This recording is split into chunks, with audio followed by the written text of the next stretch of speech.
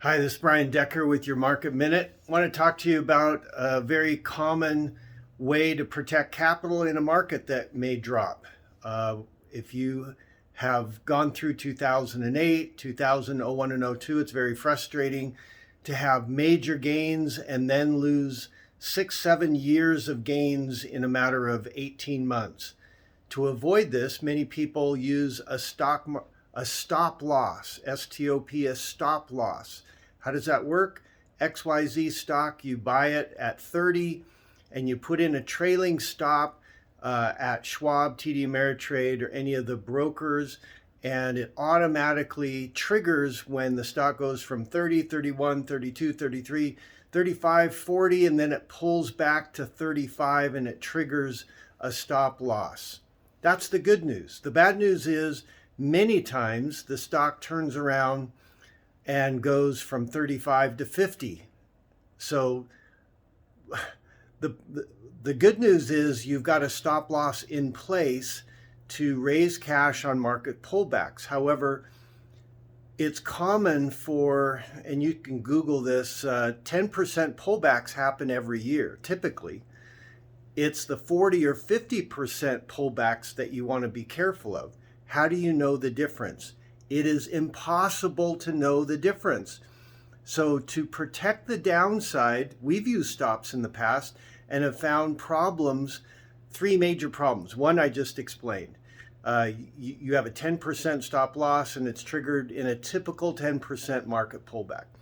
Problem number two is when your stop loss at 36 on a stock that hit 40 has bad news after the market close and opens up at 30 and your stop loss was never triggered because it gapped down and it never hit your loss, or it never hit your stop loss price. That can happen. And the third problem is, and this is the biggest problem, it's frustration, because the New York Stock Exchange, people that carry the books on these stop losses, they're human beings. They don't want to carry a bunch of stop loss prices. So many times it seems like, I'll just say it that way. I don't want to be a conspiracy guy, but it seems like the New York Stock Exchange specialists bring the price down to trigger your stop, and then it just goes on from there. So there's concerns about manipulation. There is facts about how your stock price can drop below your stop loss.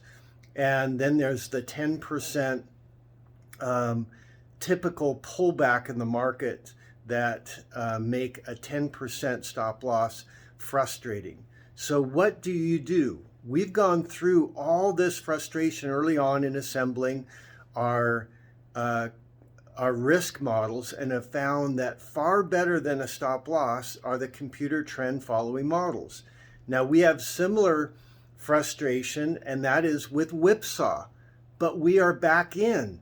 The biggest problem for a stop loss and when you're stopped out is when do you get back in? And that is very hard for the non-professional do-it-yourselfer that's trying to get back in a stock that he or she likes. So we strongly recommend, and that's why we use the computer trend following models. The fact is they have the best track records going back to inception. They offer downside protection, but similar to the frustration of a stop loss, the downside protection that is there that you want to be in place, that's the good news. The bad news, or the frustration part, is that it can have these whipsaw events like we've had in the first quarter. It's very important to not be frustrated with the bulkiness of the parachute, because the parachute will save your life. And the downside protection that's offered in the trend following models have with it the frustration of the whipsaw that we've had in the non-trending markets in the first quarter. This is Brian Decker. Hope you have a great week.